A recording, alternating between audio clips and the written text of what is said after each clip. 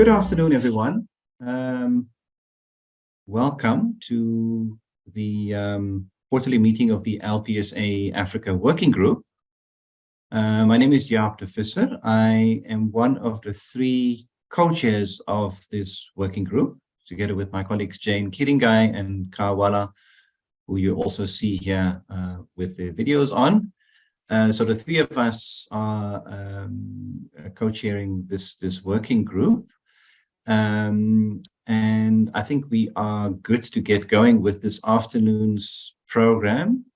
Wonderful to have you all here with us. Thanks so much for making time available. We want to make this a very productive and inspiring get-together of practitioners in local government, just to maybe refresh our memories, and for those that are joining us for the first time. So we are a regional working group within the broader LPSA, the Local Public Service Alliance. And really what we aim to do is to elevate the debates on decentralization in Africa.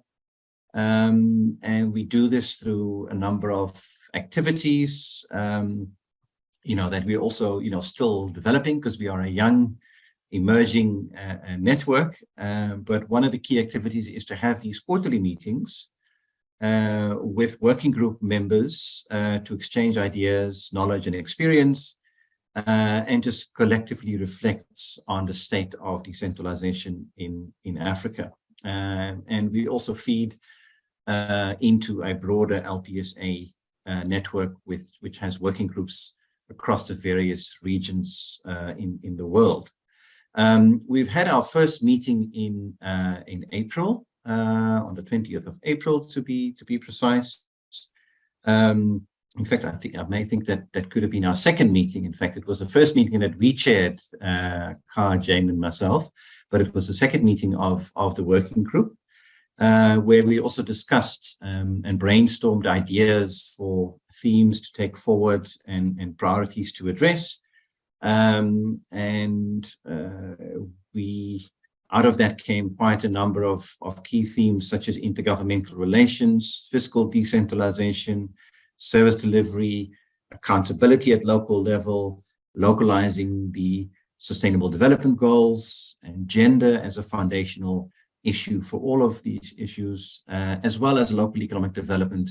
So those are areas that we identified, but there are also other themes that may emerge as we proceed, and as a result of current events or urgent needs in the decentralization sector.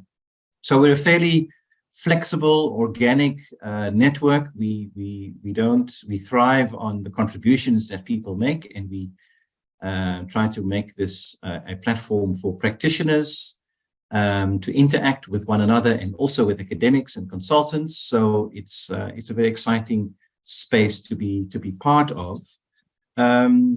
So together with my two colleagues, Kawala and Jane Kiringai, I hope to take you through this afternoon's proceedings. We've got about an hour and a half together. Let's see if we need all of that. Let's try not to exceed that time, because we do want to keep these meetings efficient, so that we don't intimidate our members with long meetings, so that we can all make time available for it, because it doesn't impose too much on our busy schedules. So what we plan to do this afternoon is to just get a brief update on LPSA. If Jamie Boix is in the room, he can perhaps tell us a little bit about what's new in LPSA. Then we're going to get into the meat of this afternoon's thematic discussion, which is on local economic development. That clearly was one of the key priorities that was identified in our brainstorming session in April. So we want to dedicate quite some time to local economic development with the presentation by Patty Siyanga Knudsen, whom I will introduce later on, followed by an input by one of the co-chairs, Kawala, on African eco-markets, and we'll introduce those as we proceed towards them. Then we'll have it followed by a discussion in plenary to reflect collectively on those inputs. And then we'll get a brief update from UNCDF by Jennifer Bukoke Wakungu, And that is part of, what we want to do with these meetings as well, is in addition to, tackling a theme and having a thematic discussion, also at every meeting, bring in one of the development partners active on the continent to give us a brief update and insight into the work that they do. So we're planning to make that sort of a standing item to see how we can use these meetings to connect one another across the various, constituencies in the local government sector, so to speak. And then if we have time, we can maybe do a brief reflection on, what would be an interesting approach or theme for the next meeting. So that in brief is the plan for the next hour and a bit. So let's go into that then. And I'm looking at my co-chairs. If there's anything that they want to bring in or that I'm missing, please alert me or poke me virtually so that I can give you the space. But if not, let's see if Jamie Boax is in the room, so that he can give us a brief update. I haven't seen him yet, but that doesn't mean anything. Jamie, are you with us this afternoon? Jamie is not here quite yet, so maybe we move on to the next item, and then if he shows up later, we can pick up. No problem. We keep it flexible, and it's just sort of a standing item that can be used. And if there's nothing much to update, or if there's nobody around, then we can move on, no problem. So that means that we can get straight into the meat of things, which is, as I said, the theme local economic development. As the co-chairs, we've been quite actively thinking about what to tackle first and how to approach it, and who to invite to make a first input on this. And we're very excited to have Paddy Sianga-Knudsen with us. Paddy, I hope I'm pronouncing everything correctly. If not, please feel free to correct me. But Paddy is a Zambian national. She has a master's in financial economics from the London School of Economics, and has 17 years of experience in various areas covering development, cooperation, regional integration, migration governance, and subnational governance and blended financing. So she has a wealth of experience in these areas, has worked on a large number of countries across the continent, but also with international organizations, European Union, the UN, and various development partners. One of our specializations is evaluating local government performance and local economic development in countries in West, East, and Southern Africa. She is the Vice President of the Global Research Forum on Diaspora and Transnationalism, member of the Advisory Board of the Global Diaspora Summit, and International Advisory Board member for Public Finance by Women, and co-founder of Public Finance Management Enthusiasts. So a very, very impressive bio of our lead-in speaker this afternoon, which is Paddy. And then after that, we'll have a response or an additional presentation by Ka, whom I'll introduce after the presentation by Paddy. So without further ado, Paddy, if you are ready for us, then the floor is yours.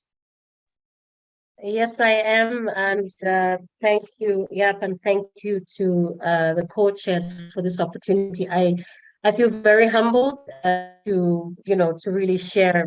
I think what I'm sharing in is really triggers to our discussion, and so maybe even as I'm opening up the floor, it will really be nice to hear where people are joining us from, because I intend to make the 10 minutes or 12 minutes that I have been asked to speak sort of a bit more interactive, and kick us off into a discussion.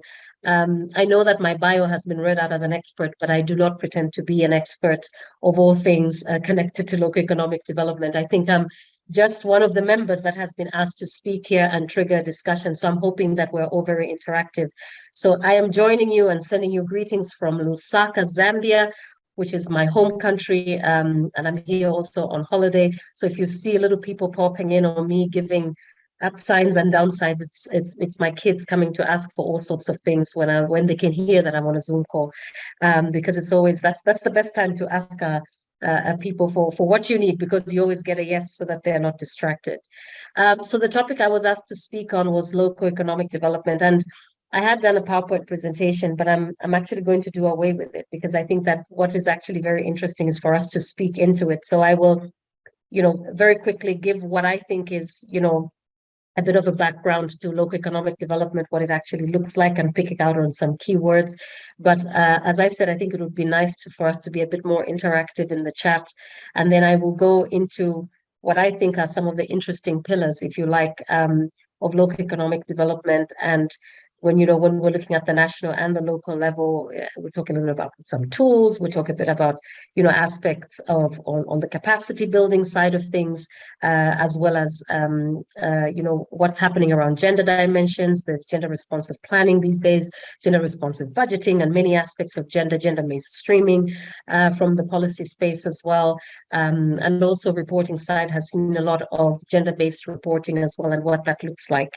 But also I'm really very keen for us to talk about, in this space of this enabling environment. So the topic is really looking at local economic development and zooming in on the enabling environment for the local government service delivery side of things. So I would really lean on local government service delivery as a piece, and try to understand what the best practices are there for an enabling environment. And that's why I would like to hear where everybody's joining from, because as we are interactive in this space, I think we will learn a lot from all of you. And then I will also touch on sort of the political space, which for me is sort of, national government and the local political actors, and also what it means in terms of monitoring and evaluation, and what we sort of see. And this, of course, would cut across aspects of communication and tools and things like this.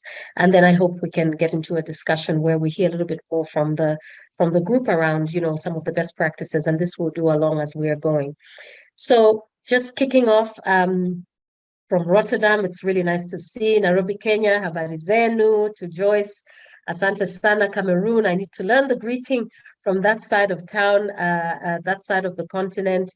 Ruth from South Africa, thank you for joining. South Sudan, North Carolina, Nigeria, Cote d'Ivoire, and various spaces. So that means we are in a good place for us to get quite a number of best practices, even as we go along.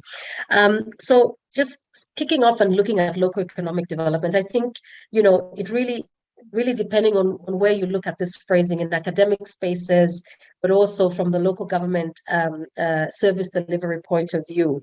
When we talk about local economic development, I think for us that are working around, whether you work around, you're working around decentralization, the devolution side of things, or whether you work around support on subnational government, for us, we really see this as a central part of development, right? That you've got, it's a very important piece when you're looking at the local government's work in terms of how they want to steer and drive economic development in their particular space. So we're really trying to bring it down to the local, because we do know that you've got, how do you define local, as somebody would say? Sometimes we're talking about local economic development when we're talking about the national space. But really, when we're talking about local economic development, we're also trying to understand the different partners and the different actors in this local economic space. Also, when we look at local economic development, we may be, pushed into sort of talking about what is about the processes, right? About the different processes that are involved. And that's why we said that enabling environment, you cannot really look at local economic development in a silo space. It would really have to involve a little bit more. And then another aspect of local economic development that's important for us to look at is often that we are linking development to economic growth. And I think for all of us that are working around the spaces, we know that local economic development has to do more than just economic growth. And so it's a much more of an expanded idea. It talks a lot about trying to understand, the actors that are involved, but also understanding the structures, but also understanding the kind of engagement between them. So, what people would call, the connection, the dialogue, but also trying to understand the inclusive space in which resources are being utilized for better livelihoods, and livelihoods goes beyond just looking at economic means, but livelihoods also goes beyond looking at the social aspects. And so there's that whole ecosystem in which local economic development zooms into. And there are a number of, writers, I think, that have gone to sort of try and unpack this in different settings. Some that I think have gone to look at it also in a very in the sector way, in a deeper sector way. So you've got a cross-sectional look, but you also can look at local economic development in terms of looking at it in particular sectors. So zooming into what that impacts or local economic development in a cross-sectional way, in which you're trying to understand how are the different actors in the local ecosystem, if we could call it that, because it's a number of different things, how are they really working together, and how are they trying to impact on the lives and also the use of resources, opportunities that are available to make the life of those who are in this particular space better. So where are we local? And I think that's what's important for us. I thought that we should actually then focus back on developmental local government, because I think that is what is actually interesting for most of us in this particular space. And so we also know that there are these different relationships that are happening in the local space. Obviously, in terms of actors, the local government itself has a very important role in terms of steering, driving, and in terms of also translating national level related procedures, the development of guidance, and so on and so forth. So in terms of where the inspiration is coming from, in most parts of Africa, which is highly centralized, you still have the central government giving a lot of direction to how the local government will steer local economic development. But we also know other actors are very important. And then here we talk a little bit more about that political space. So where we have, even within, let's say, for instance, the district council sitting in, I pick a country, Rwanda, that in the district council, you've got two parts of it, where you've got the executive secretary, that would be the administrative arm of the local government, but then you've got the mayor that kind of looks at the political arm of it, and then you've got the councillors that are also sitting in various committees. So these are sort of the important administrators, as that would be. And then those obviously have their own structures going through the local government itself, and how it also meets to the subnational levels. In some countries, you've got that broken down into those who are issues at the sector level, at the cell level, and then that even goes all the way to the village level. So in terms of structures, I think that's quite important. So that national, local government administration, really thinking about how it goes into a sub, if you would like, in a way. And sometimes, so for instance, a country like Zambia, you would even have, before you get the local government, you've got sort of the provincial, and that sort of looks at a little bit of a wider role. The same would apply, for instance, in Tanzania as well, where you have regional administrations as they have been looked at. So provinces that are really regions, and then those kind of break down to support local economic development policies that are then translated at a very local level. So you've got various aspects. So I think that tiered stage is very important for us to understand in the different spaces. I also think another aspect that we really need to think about when we talk about local economic development is the kind of tools and mechanisms that they're using. So what kind of processes are available to them? So with a lot, you would have, let's say that you've got the Ministry of Local Government that really is there to provide overall guidance. And that goes all the way from budget planning all the way down to how books are audited, and also the provision of services. So this brings us that service delivery element of it: selection of teachers, healthcare workers, agriculture extensionists, infrastructure projects, and now these days, as we have seen, proliferation or an increase in terms of the role of the private sector. So that brings me to other actors that are also very important for us to think about, is the private sector through what we have known as public-private partnerships, PPPs, or different methodologies and ways. I think that they're used in French. I don't quite seem to recall what the actual name is, but also different structures in which private partners are working through. I'm reminded in particular spaces where, for instance, the dairy sector is an important one that the local government partners with the private sector. So, they're renting out, for instance, the space and the private sector, and also doing all the certifications that are necessary to make sure that, the provision of services, which is the delivery of, dairy products out of this place, are up to standard, but inviting the private sector to actually run the business, and in different spaces that we can see this. And we've also seen this in the space of education with community learning, or the health sector, where you've also have a hand in the private sector, and in many other places. So I think looking at the private sector is very important. Markets, I think, speaks for itself as well, where we've also seen foreign direct investment also come into the building of markets. And so you can see that local economic development is also having these international partnerships. Donors remain a very important one, even as we are thinking about some of these actors that are really important in us bringing through.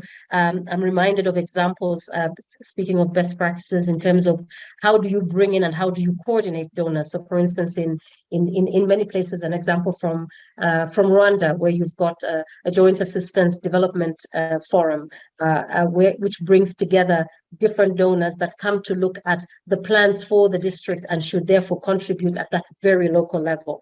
But in some countries, this remains highly centralized in a way that they would still have to go through the central ministry that then designates and talks a little bit more about what that planning would be like.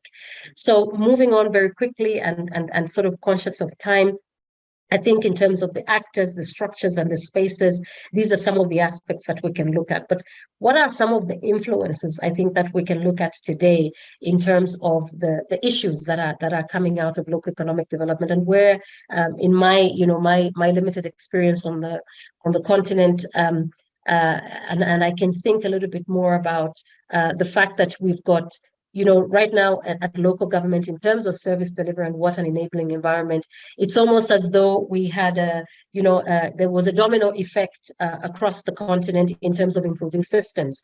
And this has largely been driven by donor funding that has started at some point. So for instance, budget support was a very important one in the last decade, that really looked at what they wanted to have an emphasis on delivery of results.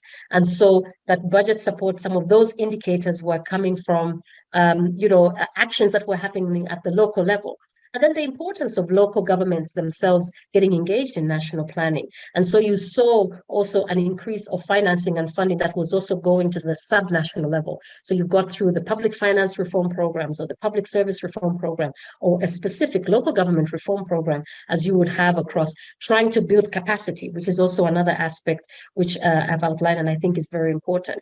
So there's that capacity aspect where we've got many of these different actors that we've talked about, trying to steer around policy, trying to steer around initiatives of the local governments, regardless of whichever mechanisms are working at the local level or even driven by the central level, but really trying to build this capacity at the local level because of the interest in results.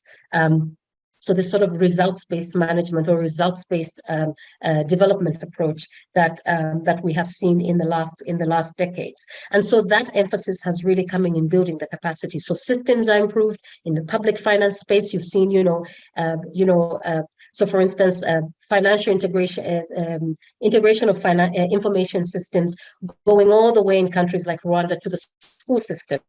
Information about how many pupils are in such a school, so that as budgets have been calculated for school feeding programs, there's much more accurate information. We've also seen systems from the public service reform where the payroll is being, information goes out all the way down to the very local level, so we can avoid the number of ghost workers. In healthcare services, you've seen also a rollout of that capacity. But while the capacity and the systems themselves, so the information systems, you have more and more people being trained in terms of, steering forward the decentralization policies and strategies that are available in all different parts and very specific to countries as well. You see systems move often much faster than the results that we're seeing on the ground. And so that sort of takes me to a second space where we're talking about monitoring and evaluation. Why does this remain very important? Here in Zambia, I am a member of the Zambia Association of Monitoring and Evaluation, where we're really looking at the association as a professional association. How do we elevate our voice? We look at some of the mechanisms that are there. Financing obviously is one of them, and a big change that happened with the new regime and the new government is that there was a huge injection into the constituency development funds, which is obviously a very important channel for local economic development. So money really going to the base where it is needed, which is with the constituency. But while money was poured into local economic development, a lot was still behind in terms of understanding what these guidelines were like, putting in place monitoring and evaluation mechanisms, but also putting in place an understanding and learning from best practices that were available on the continent. And only now do we begin to see some of the errors that have happened in other places. And people just being educated, when the funds were being brought out, you saw people saying, oh, now more money in our pockets, and people not really understanding what local economic development would mean because they haven't attached the development plans to the financing. And so you see sort of this disconnect even in communication for the people. And that's where you see monitoring and evaluation being important. But also, what has been important is, for instance, monitoring and evaluation policies themselves at the national level. And why do I talk about this place as part of an enabling environment? This is very important because even in a country like Zambia, where we have a very elaborate monitoring and evaluation policy, it speaks a lot to the capacity that doesn't still exist. And so for the first and second financial year, when it was introduced a couple of years ago, there was also no financing that went. That was one. And two, where financing went, there was no monitoring and evaluation experts. But at the same time, not just the monitoring and evaluation experts or expertise in the ministries and local governments and provincial agents, or rather the budget entities, but there was also no capacity that was coming to understand how evaluation should be done for local economic development. And so there are sort of these tiers that really needed to be looked at in order for you to have seen the kind of impact that you're looking for. For instance, even just doing a rapid assessment would show you that for constituency development funds, we still need to fine tune it to get the kind of results that we're looking for. And the same would apply in a country like Tanzania, where the devolution process has gone quite far and is one of those places where when we look at the system or on paper, when we read about it, it had gone quite far in providing a lot of authority, or if you like, providing a lot of delegation, because authority is a big word, delegation to the regional administrations and the local government, but still financing, capacity, and systems, there remains to be an issue. And I think one of the places where we can read about these things and why monitoring and evaluation, and we can talk a little bit about tools, is important, is for us to look at the diagnostic tools that are out there and the different results. Whether we're looking at diagnostic tools in the public finance management space, where I'm very I seem to, it seems naturally and easier for me because of being a public finance expert to drop names and tools. Well, we're looking at resource mobilization at the local government level so that we can steer local economic development, whether we're looking at procurement related. We've got countries that have gone to e-procurement where just simple procurement hasn't even worked out. So can we look at some of those, what are known as maps? So they are like an assessment tool that is used in the procurement space that should really be extended to local governments so that we can see where service delivery is being held up from the procurement side. Can we also look at diagnostic tools in the sector space? So for instance, PETS, public expenditure tracking surveys. What do they really tell us about local economic development policy and what we're seeing in the field? So how can these tools really be used? Because as it is these days, there's a lot of tools and assessments that are being thrown for local economic development and very little learning that is coming out of these particular spaces. So I think in a space like us here, with a working group here, I think these are some of the issues where we sort of move from, dusting off research assessments and results and recommendations that have gone through, and how do we really become this body of knowledge that can help to, just see a few quick wins from some of these recommendations that have been laid out in a vast amount of research that is out there. And I'm sure we'll hear a bit more. So I think in the chat, I think it's a good time before I talk about the very last aspect, because I think I've run out of time. Please just give me a hands up when I have a few more minutes left. But in the discussion space or in the chat, let's think about some of the trigger questions that I had. What do you sort of see as some of the effective tools in terms of local economic development? It could be on planning, it could be on the budgeting side, It could be on the implementation. It could be on the structures or the coordination. It could also be on communication, monitoring, and evaluation, and also the connection that you have to the bigger space, which is the national. So what are some of those interesting aspects that you see in terms of tools? But also what is interesting, I think, for us to think about is when we think about monitoring and evaluation, or the results, when we think about the impact and the results, where do we really see some of these best practices? Are they very specific spaces in our countries? Is it at that very provincial level, a particular district that you have looked at? Is it in a particular sector? So let's say, in connection to a girls' education support program that is at national-wide, that has really gone and made that connection to local economic development and what that means. And it could be empowerment for young girls in informal education and how that has steered local economic development. But what are some of those ideas that you see in the different spaces? And that would be good for us to discuss. You can put in the chat. Maybe there are links to different work that you have done. Please feel free to put those in the chat and just educate us, and let's learn from each other in this particular space. But also, what do you sort of see as, what I would call as the important hangers?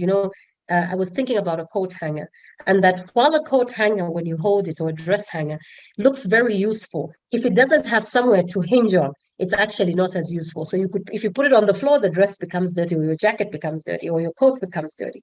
So it needs to be able to hang somewhere. So if local economic development was a hanger, and we've put everything that we need to keep and pressed very well.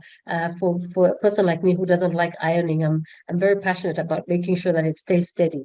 Where do you hang it? So what are those things that you see as the important hangers for local economic development in the spaces that you're working in? So I think that would be interesting for us to think about. But also some of the things that are important, and as you are thinking about this and wanting to populate the chat, initially, when I had spoken with the co-chairs, I should be talking a little bit more about gender and what that looks like. And for me these days, sometimes I think gender and the new thing these days is now climate change, right? Climate change being attached to everything. I think in my bio it was read that I work on diaspora engagement. So now I've also seen the role of diaspora in climate change. It's really interesting how you can attach climate change to everything, and everybody becomes a climate scientist. But at the same time, I think sometimes climate, like gender, we really need to be able to unpack them for what we would like to achieve. So what does the policy say already in the very beginning? Understood, even when we talk about gender, in terms of results, who would like impact? Are we really only just looking about ticking a box on that monitoring and evaluation sheet, or for the policy to pass, or for it to go through Parliament? By the way, another actor that we need to think about as well, we talk about local economic development. Why do we really want to focus it in? And I think that's where sort of gender responsive planning really comes in. Who are we really responding to? And as I would put it, and before, because we had these words like gender mainstreaming, right? That you basically plotted here and there number of women, number of girls, and it would sort of work. And in other environments these days, gender is sort of looked as gender plus, right? And they're including many other aspects of what gender looks like. So are we only ticking boxes to pass monitoring and evaluation, to make sure that policy is passed, or also to make sure that the donor funding is provided for this? Or are we really taking stock? So is the gender responsive planning related to the kind of data that we have? And so for me, gender responsive planning, gender responsive mainstreaming, gender action, so that gender dimension starts from the data. Do we really know who we're addressing it for? So that even in the space of local economic development, when we say what is the role of women, we can actually visualize who we're talking about, and therefore it's easier to visualize the kind of results that we would like to see. So I think in terms of gender, it's sorry, but can you start wrapping up? Yes, wrapping up now. Yeah. So in terms of gender, I think it's one of those interesting ones. But we are also happy to see in the space of assessments that there's a lot of different tools that are available there, whether we're looking at the planning side of things or looking economic development side. You've got various tools that are implanted into gender policy planning. There's also a lot of different tools for gender responsive budgeting, for instance, where it's very clear to also see there's tags that are being done also through the budgeting system itself, so that we can actually be accountable. And the same would go on the auditing side of things. So you've got the gender audits these days that you could also look at. And also when we look at it, for instance, from a public financial management point of view, you've got now under the PEFA Secretariat, which is the Public Expenditure Financial Accountability Framework, where you have a gender audit, you can sort of go in the public finance system in connection to local government service delivery, in connection to national service delivery, and say what is really happening from planning to implementation and what do we see as the results. But also in the space of gender itself, a lot of different tools. I think not too long ago, a few days ago, if I'm not mistaken, maybe somebody would have this in the chat where I can put it, OECD has just released some guidelines also related to how we're doing evaluation in the gender space as well, in gender and mainstreaming and planning. And so this becomes very important. And so to close, I think one of the other key questions we need to ask ourselves here is, from this point, where I've just given a very rough overview of what this LED looks like, this local economic development, and this is from my standpoint, but from the important work on the continent. What are our key reflection issues here in this working group that we want to bring across on LED? And with that, I hand over to Jaap. Thank you so much. Thanks so much, Betty. That was really a very wonderful and comprehensive mapping of really the LED scene, so to speak. Very informative, certainly for me. I mean, I'll be the first one to admit that I'm not an expert on LED, and I learned so much from your presentation already. Your setting out the key elements such as the enabling environment, the political actors, the tools and mechanisms. You made some very interesting remarks about the Constituency Development Fund, which I know is a hot button issue in quite a number of countries that have a devolved system of government, linked with devolution. And then your question to us, what are the important coat hangers? What are the hangers that we need to identify? So I really want to underscore your invitation to everyone in this room to just engage in the chat and comment, reflect, and be part of the conversation on LED, and of course also reflecting on gender responsive LED and gender responsive budgeting, and how all of that is so incredibly important. So let me not waste any further time, but go straight into sort of the response presentation, or the complementary presentation by Kawala on African eco-markets as an opportunity for municipalities. I think it links beautifully with your presentation, Paddy, because now we can hear from Ka on sort of a case study approach, or a practical example of how do we bring all these these moving parts around LED together in the local sphere. So Ka, whenever you're ready, the floor is yours. Thank you, Jaap, and thank you so much, Paddy, for that great introduction and an overall view on LED. As you were speaking, I was taking notes, and also I think we going into this case study, we have a good example to look at some of those key aspects that you were mentioning. So I'm going to talk about transforming the African marketplace, and referring here in terms of marketplace to the food market. And this is a work that is being done at our firm, Strategies, based on about 10 years of experience in research, and building what we hope is going to be a very innovative model. So the importance of looking at the African marketplace is that the markets in sub-Saharan Africa are a place for entrepreneurship and economic exchange in our cities, in our villages, in our medium-sized towns. This is one of the most important spaces for entrepreneurship and economic exchange. It is, of course, where people acquire food and nutrition.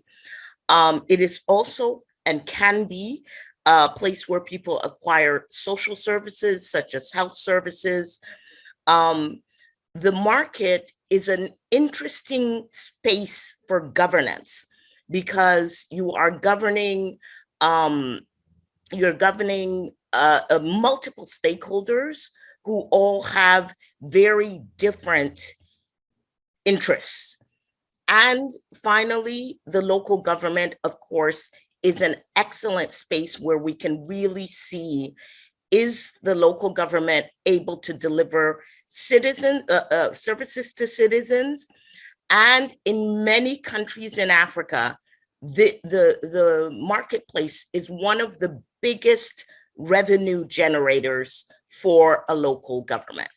So Patty, this is really an LED space. This is really a local economic development space that brings together all of those key elements that you were talking about: economic development, entrepreneurship development, job creation, but also the social side of things, food security and nutrition, access to social services, also the governance side of things, and a good test for governing democratically with diverse stakeholders, and is also very important to the survival of local governments as it generates revenue.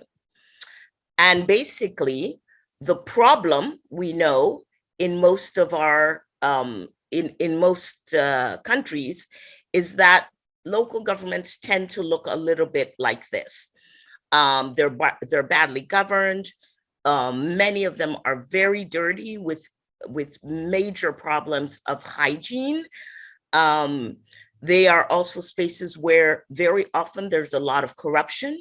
There is harassment, including sexual harassment, discrimination, and they can even be very oppressive spaces where marginalized groups really have their rights violated. Markets are also a place where there's an immense amount of food waste, because for the most part, there's not infrastructure for conservation or transformation.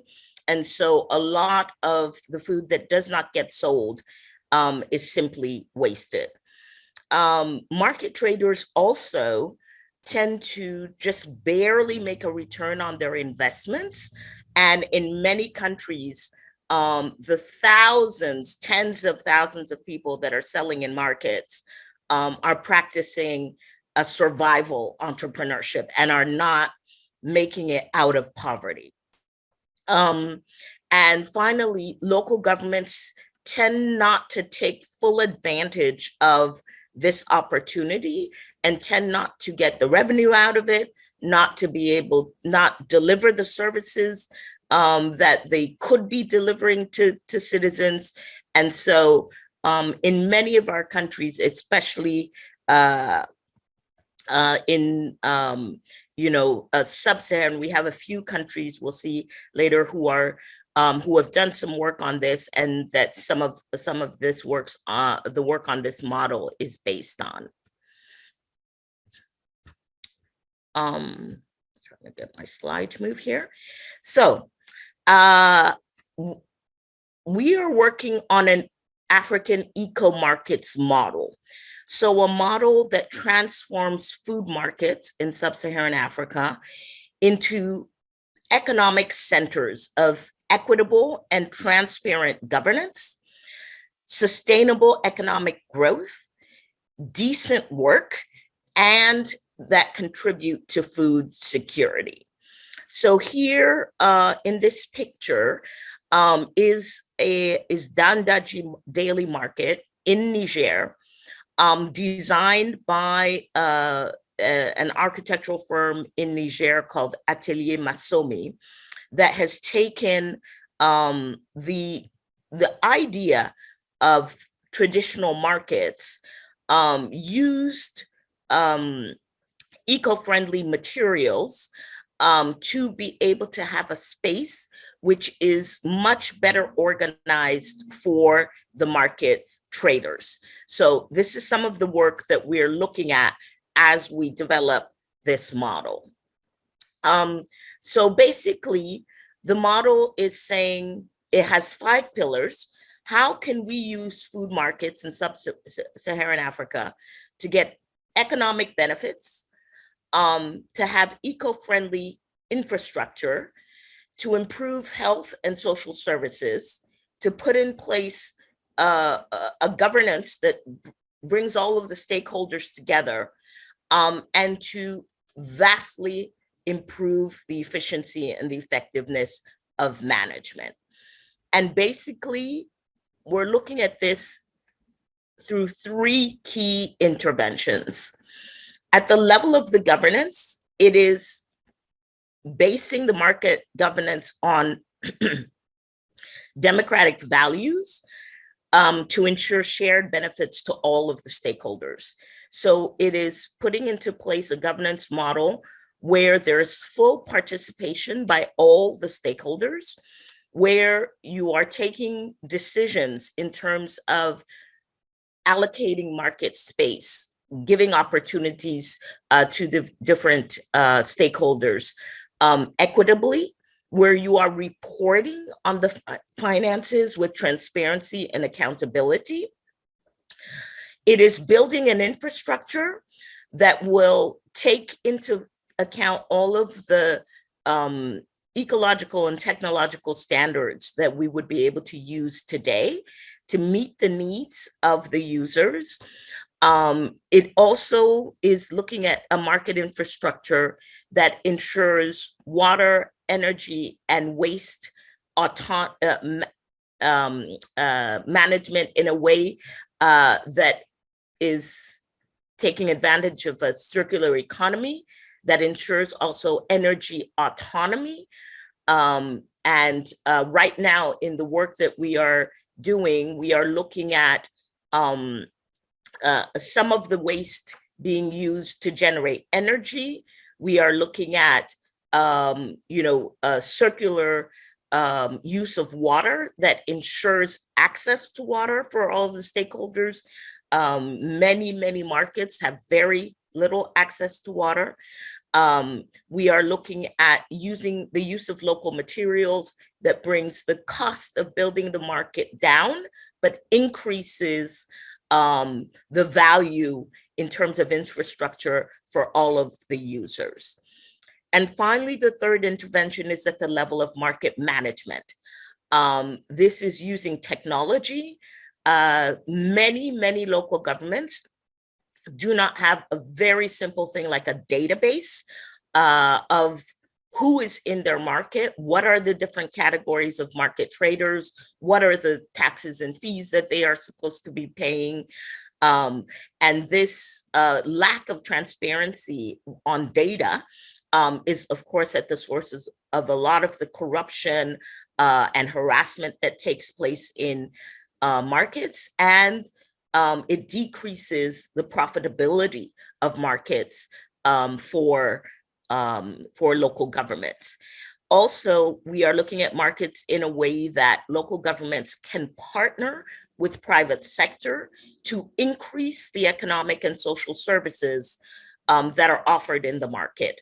So, of course, financial institutions in many markets in Africa, different types of financial institutions are already present, but it also means offering, for example, entrepreneurship support to market traders in terms of training, market information, and so on. And it means partnering with government to provide social services. The idea is to provide services such as health, information, training, even vaccination, to people who are directly in the market. So again, Patty, you talked about all of the stakeholders, and this case study is an interesting place to see all of the key stakeholders in a market. Local governments are involved, market traders, of course, are involved, and in most countries, these are in majorities of 80 to 90% women and young people.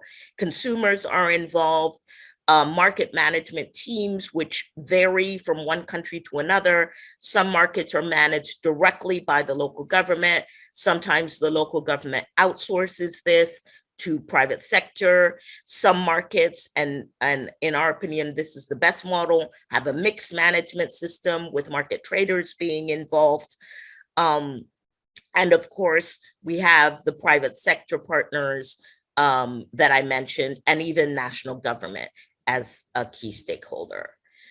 And the model, as I mentioned, is based on work that we have done in the past and research.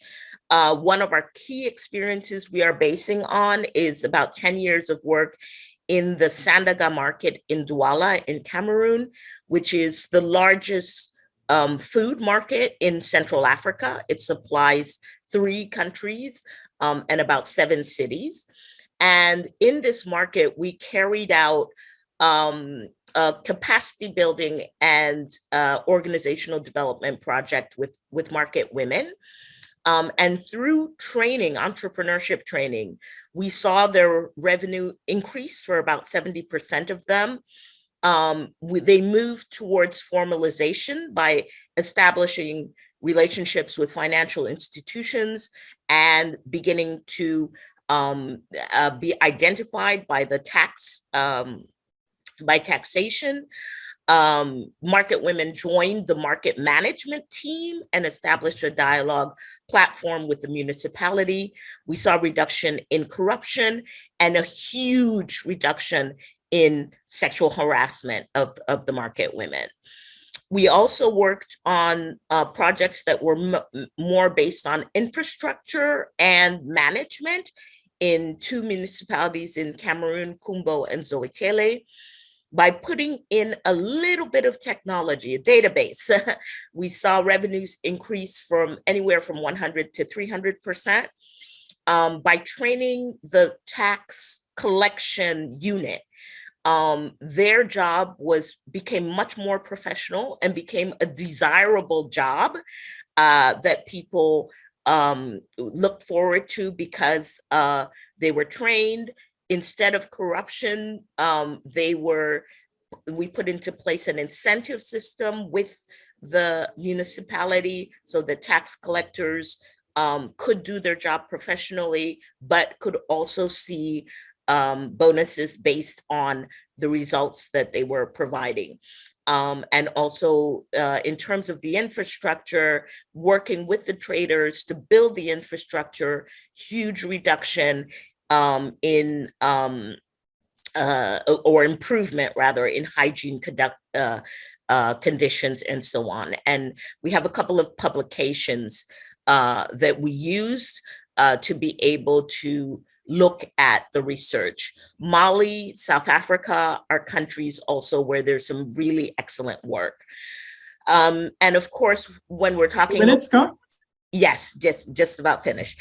So when we're talking local economic development, we generally think about how do you fund this? You can fund with both, multiple ways of funding. Markets are very profitable, so there is generally not a funding problem. You can do PPPs very easily. Market traders are used to working with municipalities to fund. And in terms of implementation, we're hoping this model can be used to build a new marketplace, to transform an existing one, or to implement specific modules on an existing marketplace. So finally, of course, there are some challenges with this, which is, you mentioned, Patty, the overall environment, making sure you have the legal frameworks for local governments to manage this markets this way. There is a challenge in terms of obtaining expertise and a challenge in terms of building a new governance culture. So basically that's it. Right now we're building the model based on all these experiences. We're looking very much at local governments who are interested. You need, of course, very visionary local governments for this, investment partners, technical partners, and we're moving to testing the model. And right now, 3 countries are in line: Cameroon, Mali, and Sierra Leone. So that's basically it. Thank you. Wonderful, fantastic, Car. Thank you so much. That was a really illuminating example of LED and how it manifests on the ground, and a very encouraging case study that really brings together many of the moving parts that that Patty was speaking about. So I think the 2 presentations really complemented one another. Of course, Car is the part of the is one of the co-chairs, but also is I think managing director, if I'm not mistaken, of Strategies, a consulting firm in Cameroon. So but active all over the continent, as shown in your presentation. Thank you so much, Car. That was magnificent. So let's open it up. Before we do that, just quickly on the rest of the meeting, we've got about half an hour left.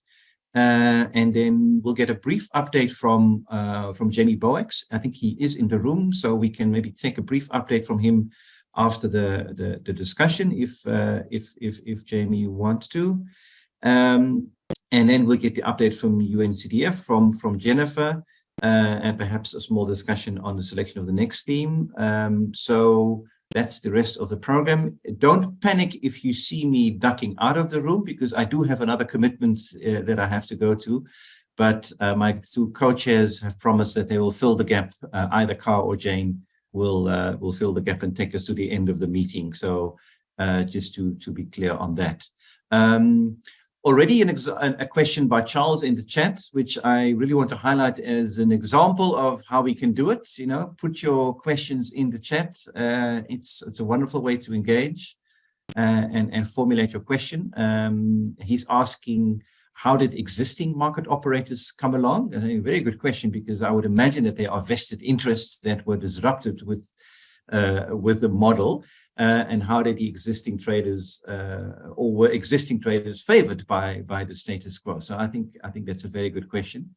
So any other questions, put them in the chat. But if you want to take the floor, just raise your hand and we can take a few questions or comments or observations on the presentations by Car and Paddy.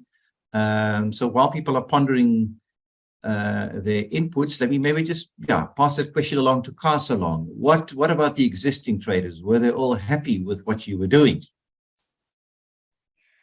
Absolutely not. Absolutely not. As I mentioned, markets are extremely profitable, and this is the reason why there is a lot of corruption and there are a lot of vested interests. And in Sandaga market, when we started implementing this model, it got very extreme. There was even a moment of violence against the market management team. Their shops got broken into, you know, and we kind of knew who it was. Also, the other thing somebody mentioned in the chat, it is very much of an upset of the power structure, because in this particular market, women are 90% of the traders. On the market management team, there were 41 people, 40 men and 1 woman. And so with this model, the women decided, because it's a very participatory approach where the traders decide we come in with the principles, but they decide the direction they want to take it. The women decided to create their own association, which became then a sort of partner to the market management team. And you can imagine they did not like this at all to have an additional structure. But we work through it. And this is where what Patty was talking about in terms of the overall framework, the enabling environment. So this was many, many meetings with the sort of higher level of local government. So in Cameroon, in this city, you have the municipal government, and then you have a city government, which is at a higher level. So lots of meetings with them.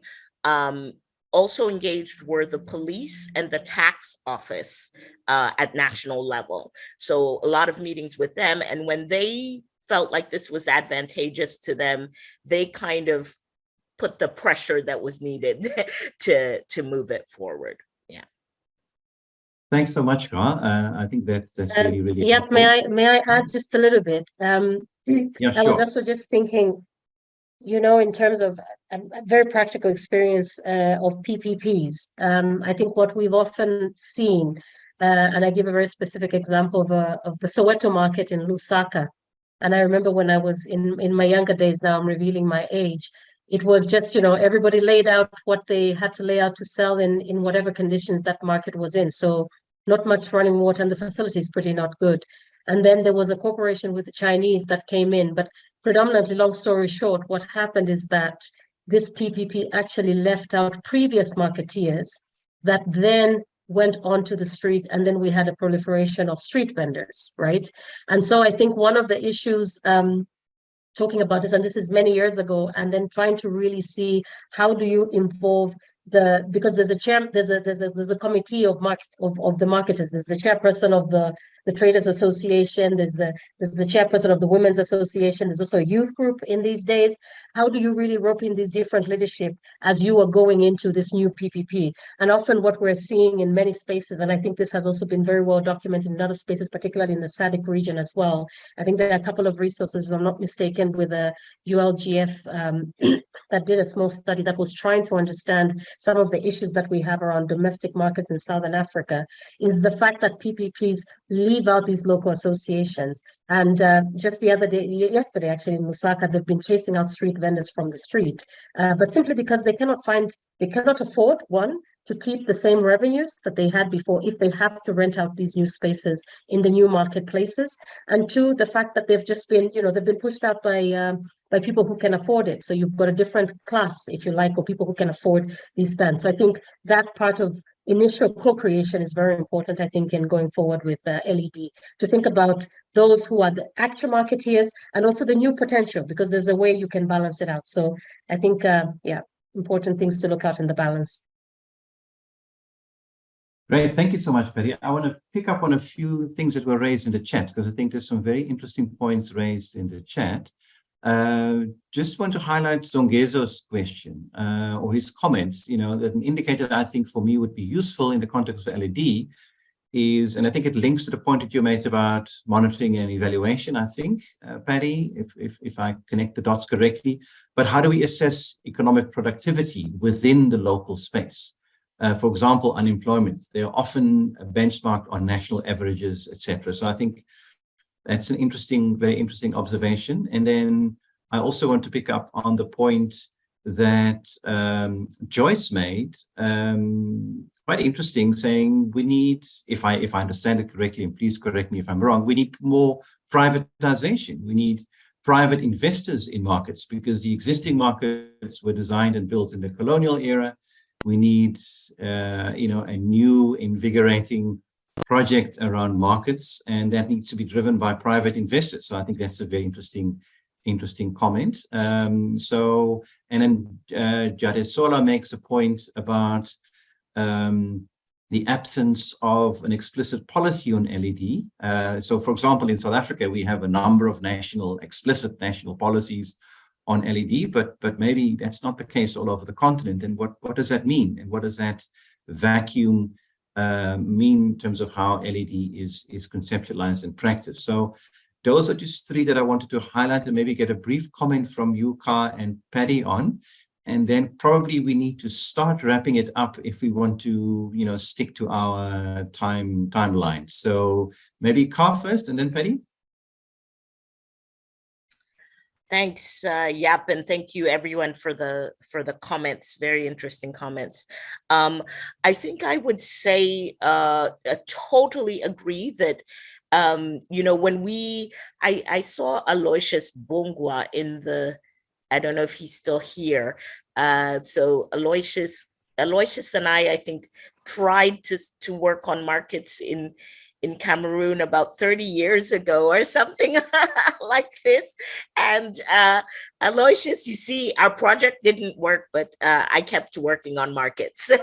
I do think it's, for the comment about the structure is centuries old. We sell in markets the same way we did 300 years ago, and the potential as an economic space is just extraordinary, as well as to impact other development indicators like nutrition, food safety, and security, and so on and so forth. So I totally agree. And I think the exciting thing about this model, people are doing work, but in bits and pieces. And we ourselves were doing work in bits and pieces. So we were doing a management model over here, and then doing the infrastructure over there, and then looking at gender in another project. And so that's where the idea came about of, really putting this into one model that could impact all of those five pillars. The process is very participatory. Paddy, you mentioned in Kumba, we worked with a market. It took 3 weeks of dialogue between the local government and the vendors. But after 3 weeks, the mayor called me up and he was crying. He was so emotional because the street vendors were packing up their stands by themselves to move to the new location. And that was the result of this three weeks of very tough dialogue. So it's a very tough process. I don't want to give the impression this is easy at all. It's not. There are huge vested interests. It can get violent. But it's really worthwhile in taking this sort of holistic participatory approach. Let me stop there. Thank you. Paddy.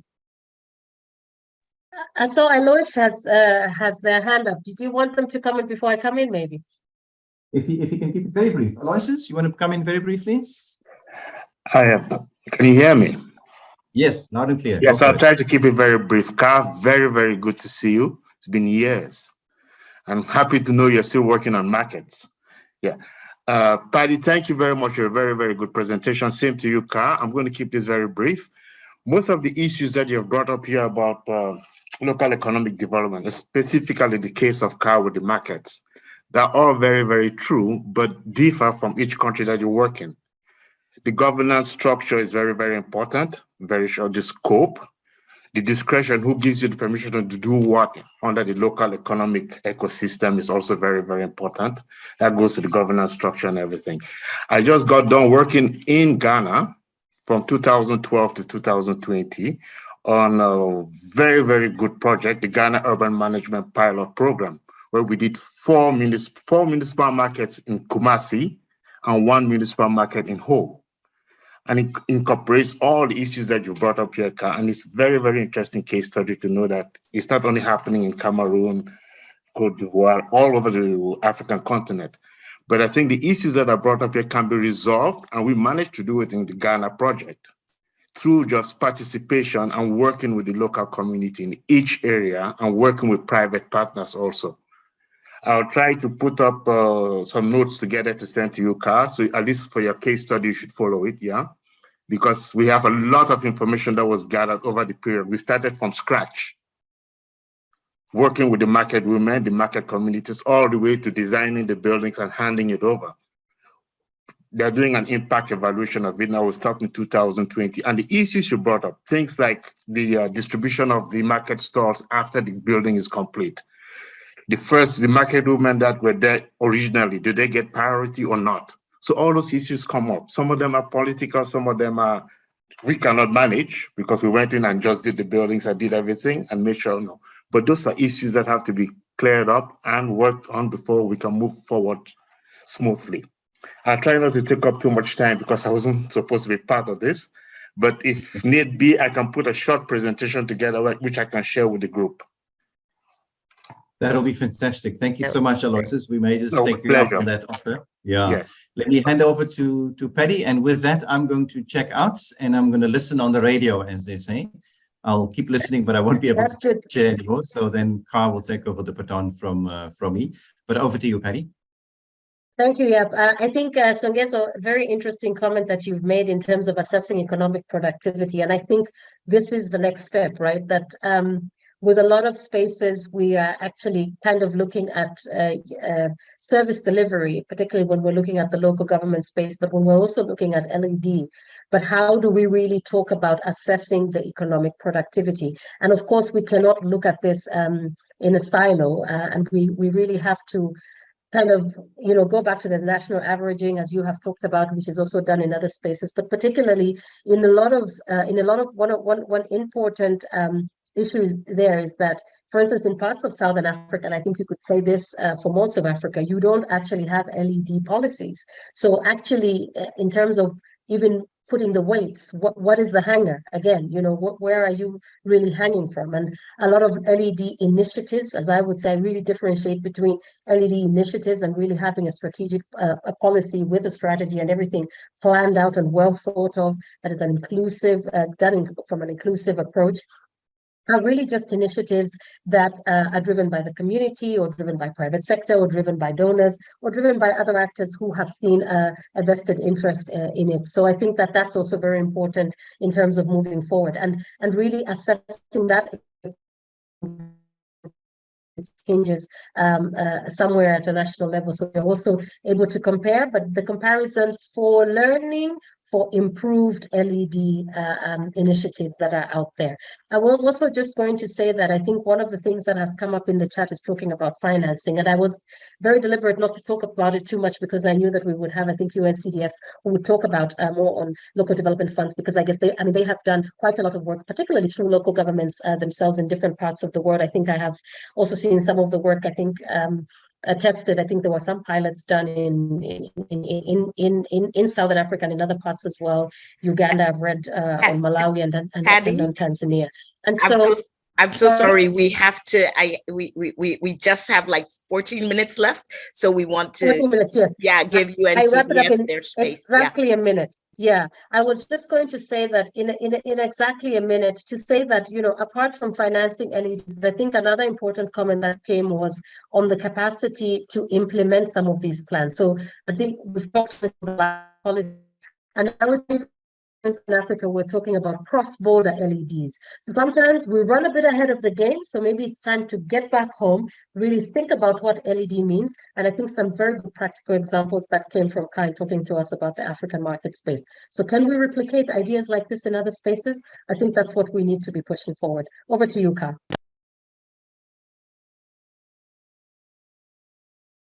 Thank you, Paddy. I think we could stay on this topic for quite some time. Very exciting. Once again, thank you very much for preparing and putting together the presentation to kick off.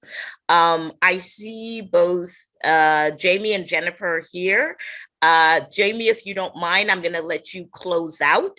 And give space to Jennifer Wakungu from UNCDF. Jennifer, if you don't mind, one thing I did not do was in taking over from Yap, let's get your bio. So if you don't mind just saying a sentence or two about yourself and then your presentation. Thank you so much.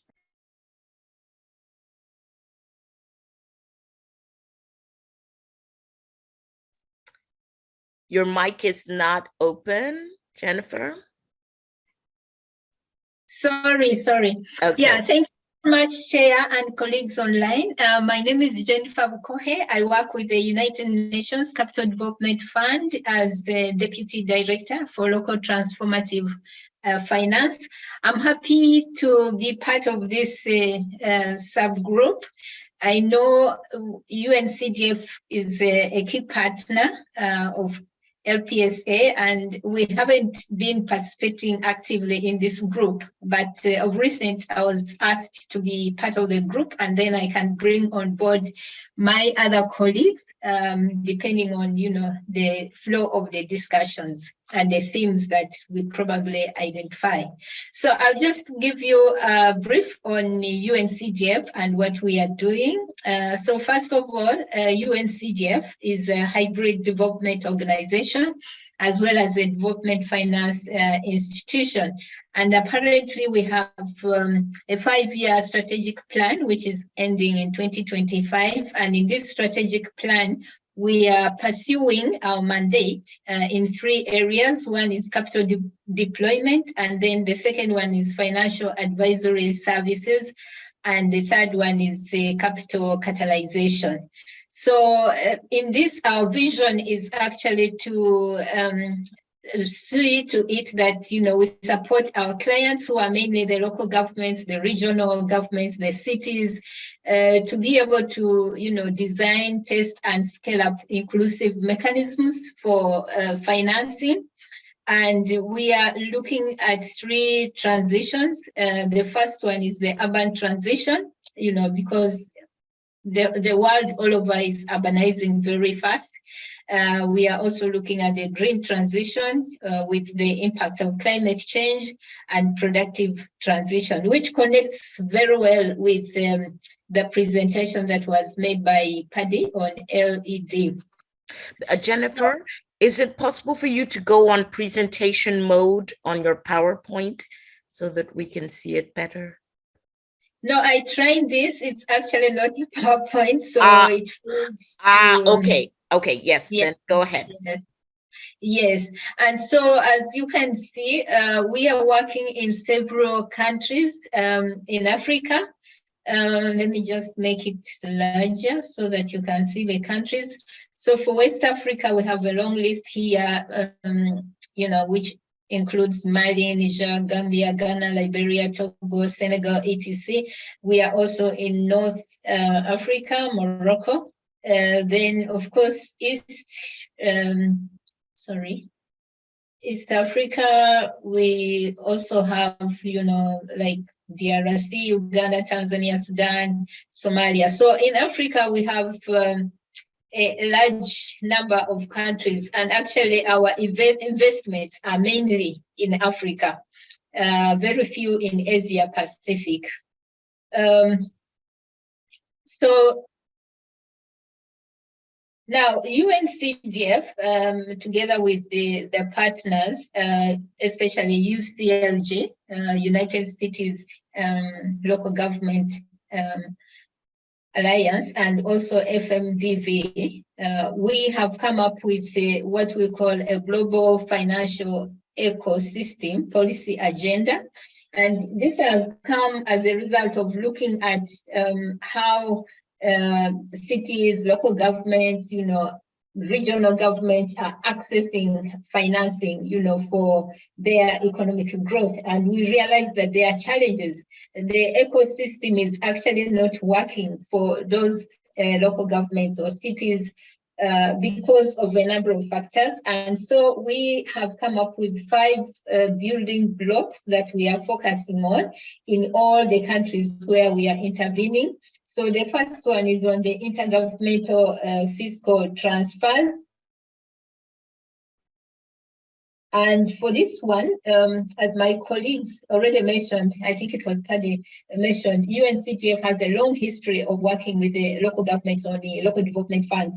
And in some of the countries where decentralization was just beginning, we have to work with the national governments to put in place systems for transfer of funds from the central government to the local governments. And we realized that that was working very well. But then there are also gaps that emerge as we know decentralization is dynamic, it's not static.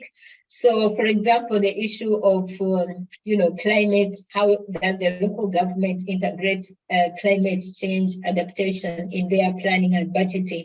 So we've advanced, the LDFs, the local development funds, into now what we call the performance-based grants for those local governments that, perform well or excel.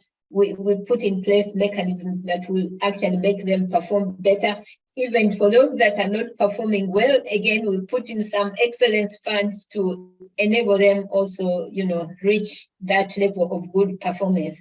So here we have the local climate adaptive living facility, which is one of the mechanisms for the performance resilience grants for climate change, which we have designed. And this mechanism is operational in 32 countries, and it has been recognized globally as a non-market approach to climate change. And then we have the second building block, which is just a minute, is on own source revenue and asset management. So again, here, like colleagues were mentioning, we need to support the local governments to improve their own source revenue collection and management, just because the grants that come from the central government are not enough, to meet all the needs. And in the end, you have, what we call the unfunded mandates. So UNCDF is focusing on supporting the local governments to improve collection, management, and even have better planning for their own source revenue. And we have worked together with UNDESA on this initiative, where we have, a number of tools that have been produced, handbooks that can be used by the local governments to improve their local fiscal space, including asset management, which is a very key component of own source revenue and local economic development. In most cases, the local governments would not think so much about the assets that they have. They are looking at what is in the office, not much about what is out there. So this helps them to plan and identify what assets, like, rivers, how can they use forests, to generate more revenue. Then the other one that we are looking at is promoting the development of domestic capital markets. Again, here we realize that the grants are not enough, and the local governments usually have big plans. They have big infrastructure projects that they would like to implement, but they lack resources. And yet, as Kaha mentioned, the resources are there. From the private sector, the public sector, they are there out there.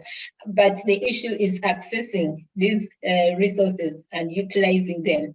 So we are supporting the development of these domestic capital markets to make them, attractive and friendly to the local authorities. So an example here is the Tanga Water Bond that we are working on. And this is in Tanzania. It's a 23 million project, which of course Tanga as a city wouldn't have been able to actually develop it and put it on the market. But with the support of UNCDF, this is happening, and we are hoping that this will be a very good example that can be replicated in all the local governments that we are working with. The cities that we work with can take this as a very good model. And then the last one that we are working on is also putting in place a guarantee. First of all, a city-friendly investment fund. Here we have the International Municipal Investment Fund as one of the examples of the city-friendly funds. It has a window for technical assistance, and this is because we know local governments don't have enough or adequate capacity to identify and develop proposals or projects to financial closure. So it has a technical window with the investment officers that can support the local governments to prepare their projects and see whether these are, financeable and whether they will bring any transformation. So we have this facility in place, and we have issued a call for proposal to the local government cities all over. It's open and it runs, for the whole year, but we have cut-off points every 3 months. We review and see what is in the system. So one of the projects that we identified in this call for proposal is the green public lighting system in Morocco. And we've worked with the city of Chefchaouen to have this project, get started and implemented. It has a blended financing mechanism with a grant, a reimbursable grant, and support from the government in their own grants.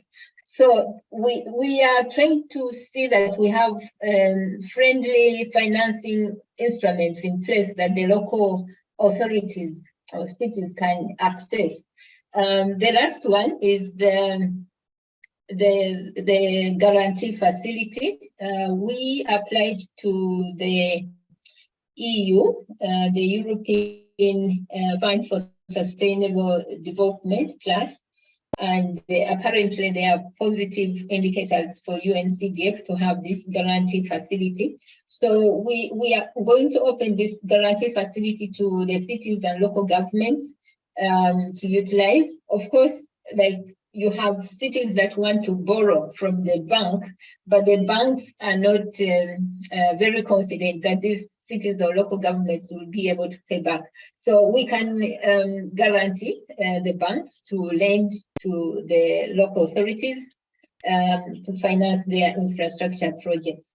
So this is what we are doing in brief, apparently, but there is a lot to talk about in UNCDF and what we are doing in Africa.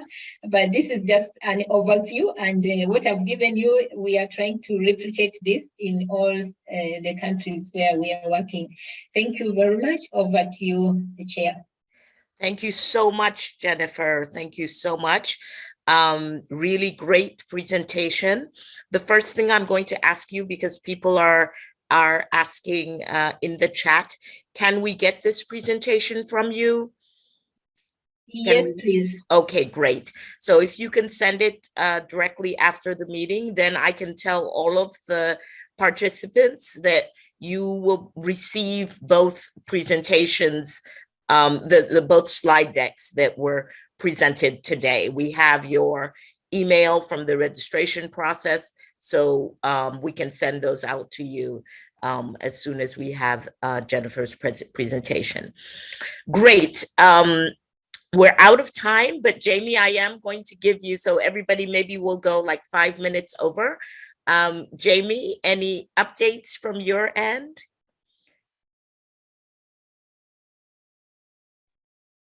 Super. I hope that I'm audible. Yes, we can hear you.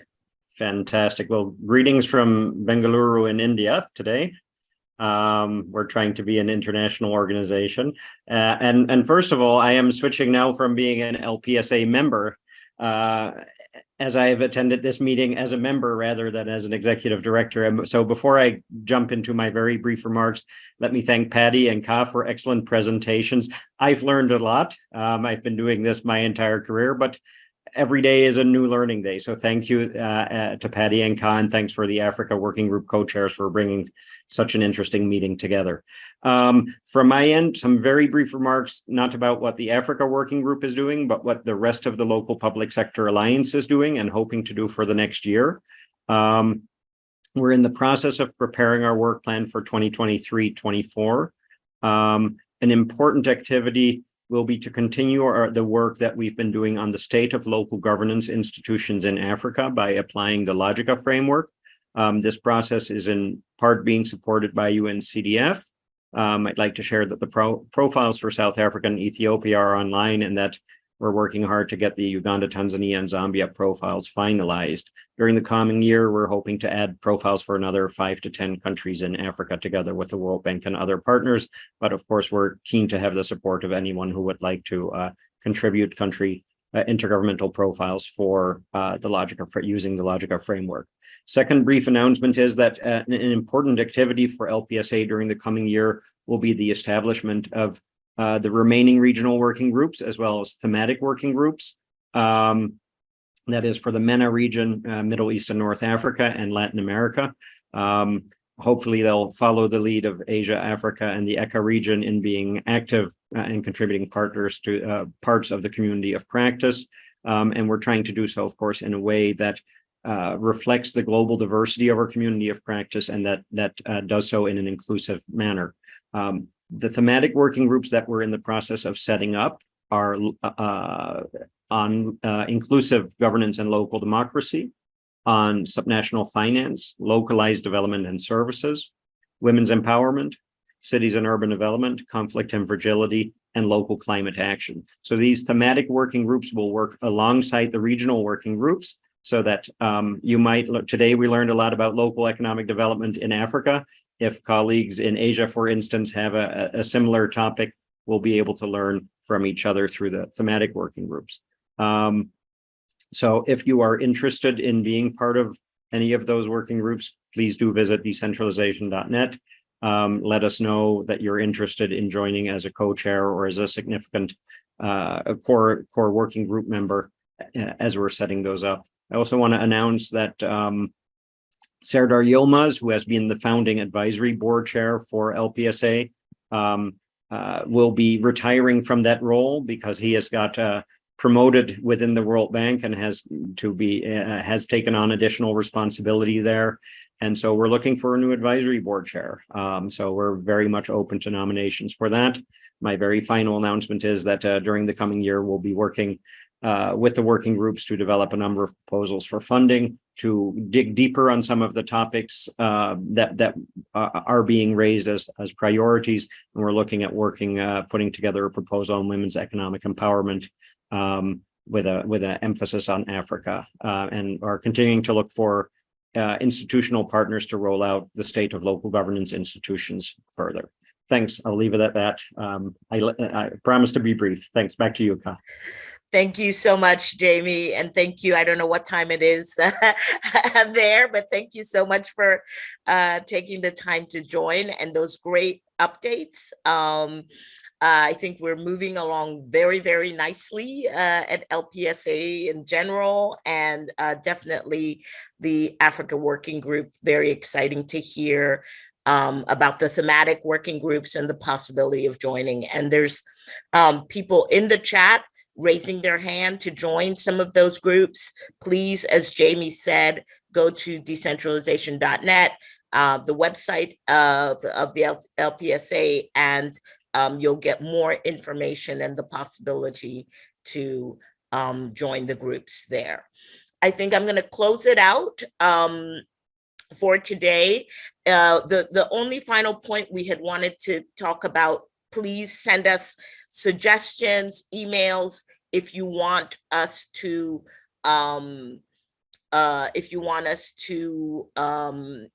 talk about a specific topic.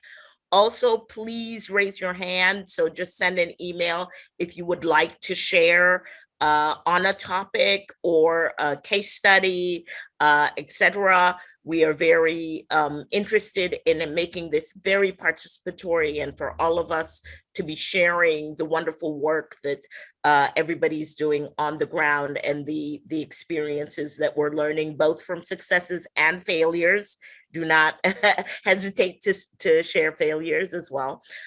So thank you very much, everybody. And we will send out our next quarterly meeting, should be, oh gosh, I think, I'm not quite sure it's September or October. But October 19th. We just posted a link in the chat. Yeah, no worries, no worries. Thank you, Myrna. And blanking out there for a second. So October 19th, you can already put it in your calendars. There are a number of interesting things Myrna has kindly put in the chat, including the link to join the working groups, the update on the status of decentralization with Logica, and the next meeting. Thank you very much, everybody. Bye-bye, and have a wonderful weekend. It's Friday. Bye-bye.